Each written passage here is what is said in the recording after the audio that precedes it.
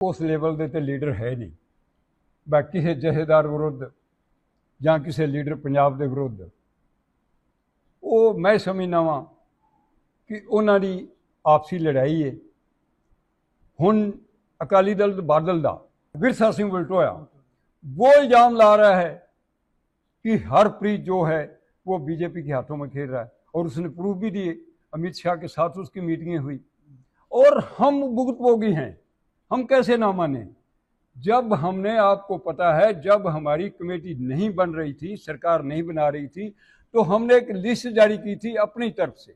संघर्षशील जिन्होंने 22 साल संघर्ष किया, हमने वो कमेटी को गठित किया और कमेटी को नाम हमने अकाल तख्त भेजे, और इसी हरप्रीत जथेदार ने हमें कहा था कि हम अकाल तख्त की मोहर लगाएंगे आपकी कमेटी के ऊपर। मगर जब ये बीजेपी के पास बात पहुंची, बीजेपी ने उसको रोक दिया कि आप कौन होते हैं अकाल तख्त वाले मोहर लगाने के लिए, कमेटी तो हमारी सरकार है, हम सरकार कमेटी बनाएगी, आप कमेटी में इंटरफेयर मत करो। और उन्होंने अकाल तख्त पर कमेटी को रोकने के लिए हरप्रीत को यूज किया, इस जथेदार को।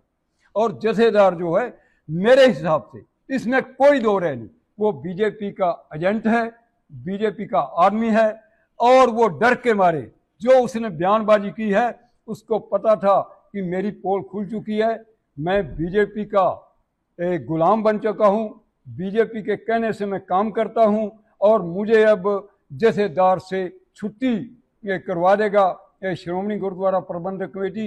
वो पहले ही अपना दाव खेल गया और पहले ही भी खुद कह दिया भी यदि हटाएंगे तो मेरी बेइज्जती होगी, मैं खुद इस्तीफा दे देता हूं। और इस्तीफा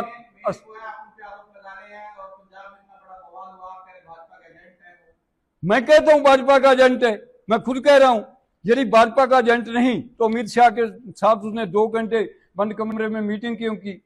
हमारी कमेटी को जो उसने वायदा किया था हमारे साथ, उसको मोहर क्यों नहीं अकाल तख्त पर लगाई?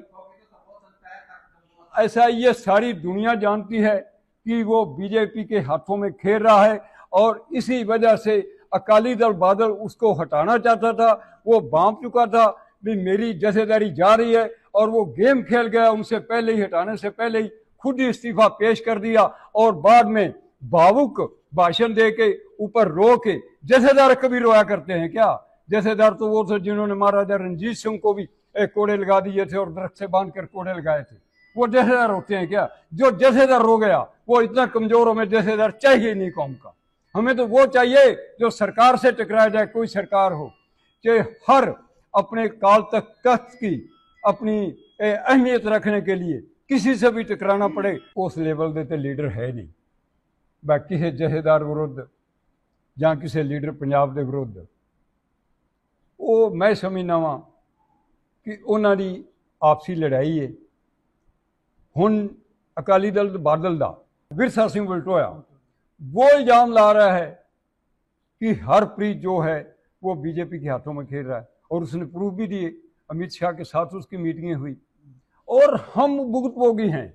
हम कैसे ना माने जब हमने, आपको पता है, जब हमारी कमेटी नहीं बन रही थी, सरकार नहीं बना रही थी, तो हमने एक लिस्ट जारी की थी अपनी तरफ से। संघर्षशील जिन्होंने 22 साल संघर्ष किया, हमने वो कमेटी को गठित किया, और कमेटी को नाम हमने अकाल तख्त भेजे, और इसी हरप्रीत जथेदार ने हमें कहा था कि हम अकाल तख्त की मोहर लगाएंगे आपकी कमेटी के ऊपर। मगर जब ये बीजेपी के पास बात पहुंची, बीजेपी ने उसको रोक दिया कि आप कौन होते हैं अकाल तख्त वाले मोहर लगाने के लिए, कमेटी तो हमारी सरकार है, हम सरकार कमेटी बनाएगी, आप कमेटी में इंटरफेयर मत करो। और उन्होंने अकाल तख्त पर कमेटी को रोकने के लिए हरप्रीत को यूज किया, इस जथेदार को।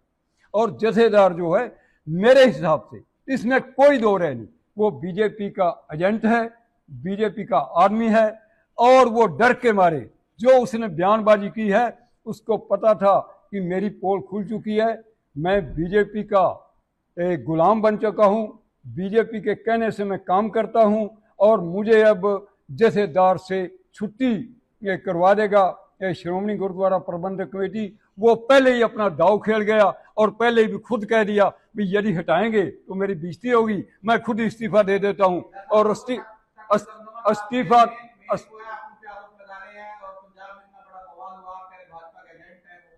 मैं कहता हूं भाजपा का एजेंट है, मैं खुद कह रहा हूं। यदि भाजपा का एजेंट नहीं तो अमित शाह के साथ उसने 2 घंटे बंद कमरे में मीटिंग क्यों की? हमारी कमेटी को जो उसने वायदा किया था हमारे साथ, उसको मोहर क्यों नहीं काल तक पर लगाई?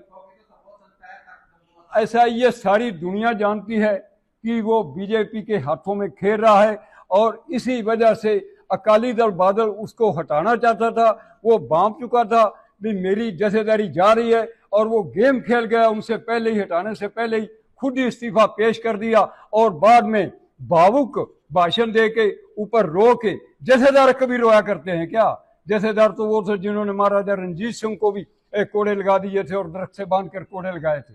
वो जथेदार होते हैं क्या? जो जथेदार रो गया वो इतना कमजोर, हमें जथेदार चाहिए नहीं कौम का।